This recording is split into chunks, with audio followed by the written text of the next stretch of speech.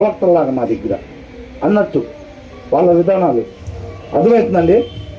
ఈయన అట్లాగా నా రాజ్యంలో అబద్ధాలు ఆడేవాళ్ళు, వంచన చేసేవాళ్ళు, తప్పుగా మాట్లాడేవాళ్ళు వీళ్ళు ఉండటానికి వీల్లేదంటే వాళ్ళందరినీ చంపేస్తాడని కాదండి.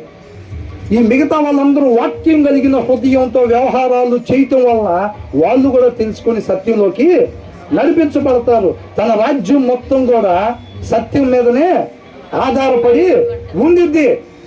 అలా సత్యమే ఆధారంగా ఉండే రాజ్యం ఏది? నిత్య రాజ్యం. Hallelujah, praise the lord, glory to God, hallelujah. ఆ తర్వాత ఏమంటున్నాడు ఇక్కడ ఇంకా, every morning I will put to silence all the wicked in the land. అర్థమవుతుందండి. పొద్దున్న ఏం చేస్తారంట? ప్రతిరోజు రాజు యొక్క దినచర్య ఏంటంట?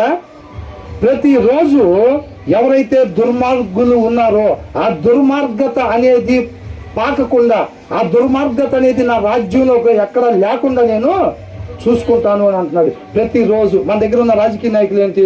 వాళ్ళు పొద్దున్నే లేచేసరికి ఈ సెటిల్మెంట్ కోసం వచ్చిన వాళ్ళందరూ వాళ్ళ ఇంటి దగ్గర ఉంటారు. అర్థమైందండి.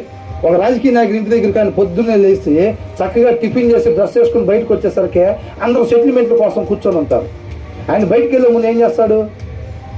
వాళ్ళందరూ వ్యవహారాలు చక్కబెట్టి ఏమంటారు, అయ్యా పాపకి ఇట్లా ఉంది, ఇక్కడ అప్లికేషన్ పెట్టుకున్నాం మన దగ్గర పంచాయతీలో, కొద్దిగా ఉద్యోగం మా పాపకే వచ్చేటట్టుగా కొద్దిగా చూడండి అయ్యా, అది ఇది అంటే ఆయన ఏం చేస్తాడు? ఫోన్ పంచాయతీ దాంట్లో ఎవరు ఏం చేస్తాడు? పంచాయతీ దాంట్లో హెడ్ ఎవరో చూసి వాళ్ళు ఫోన్ చేసి, ఏం పేరు, పాప పేరు ఏంటి అని అనగానే పలానా శ్రేష్ఠ అనగానే, ఇట్లా శ్రేష్ఠ అనే అమ్మాయి వచ్చింది, ఆ ఉద్యోగం అమ్మాయికి ఇచ్చేది అని చెప్తాడు. ఓకే అమ్మాయి ఏం కాదు వెళ్ళండి అని అంటాడు. తర్వాత ఇంకొకళ్ళు, ఏంటి వ్యవహారం ఏంటి? ఏం లేదండి, దొంగ ఇసుక తీసుకొచ్చి అమ్ముకుందామని చూస్తున్నాను, మన వాళ్ళకి వాటా పంపించేస్తాను ఆల్రెడీ ఇట్లా చెప్పాను అంటే, ఓకే ఓకే ఏం కాదండి. ఎవరికి దానికి సంబంధించిన వాళ్ళు ఎవరు?